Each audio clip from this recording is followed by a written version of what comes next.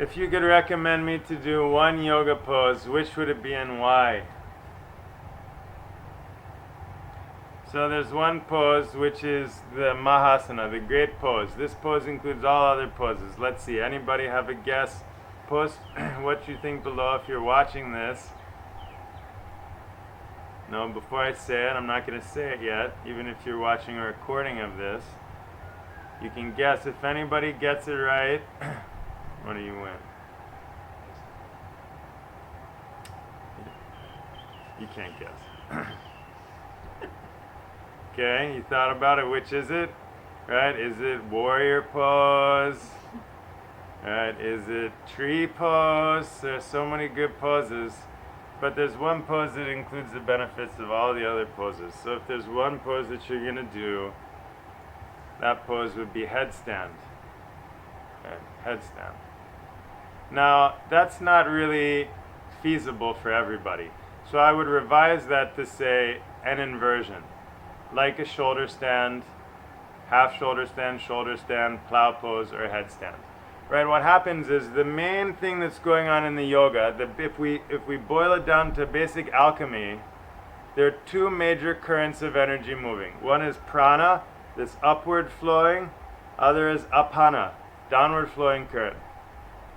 Right? And so the balance of the breath, of the prana, of the life within us is this prana and apana. Right? And so normally when our head is on the top and our feet are on the bottom, gravity's pulling down and everything is like this, pulling down. And so when we reverse that, then the energy is mixing up in a way that stimulating all the chakras, pumping the energy through our nadis and subtle system, working all the organs. It's very, very, for our brain, stimulating the pineal pituitary glands in our brains, really other dimensional, otherworldly. So you can hold the headstand for like 5 minutes, like that. Work your way up. Hold the headstand for 5 minutes, just that pose. Really, I think it's enough to do 5 yoga poses a day, 5 poses. One of those 5 poses, one is the sun salutation, and that's just for warming up. But that's all spine work, right? When we have a healthy, flexible spine, this is the staff of life. This is the core of life, of health. So this is getting the energy through the spine. So some sun salutations, then sitting forward bend, bridge pose, inversion, which is either headstand or shoulder stand, and a twist. These 5.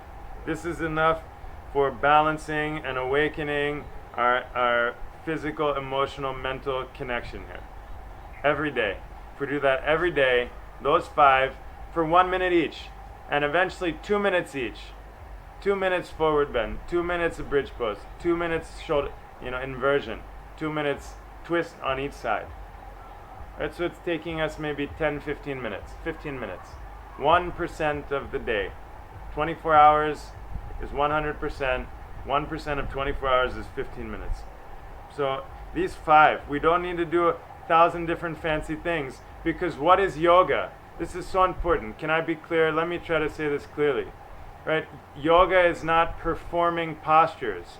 The yoga is not the posture. You're not doing a posture. Right? Instead, the posture is a gateway to come into yourself, to awaken yourself, to awaken your heart, to cleanse your body and mind. The purpose is not the posture. We're not showing a posture, we're not perfecting a posture. Through the posture, we are developing ourselves, we're coming home into ourselves. The posture is just the tool, it's just the vehicle that's bringing us into ourselves. It's totally different, it's totally opposite. Now all yoga is just like a performance, want it to look good. Do the postures good, do it right. I'm not good at yoga, means my postures don't look good. It has nothing to do with that. It couldn't be further away from that. It's the exact opposite of that.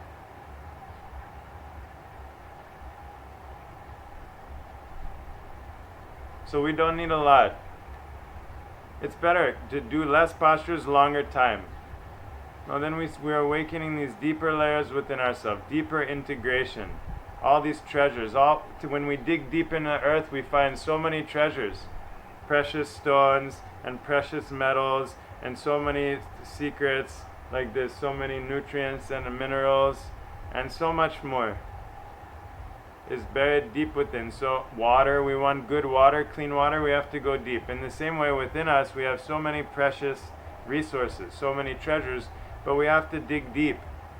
So in order to go deep, it's important that we work with these same patterns, these same pathways over and over again until we attain self-mastery.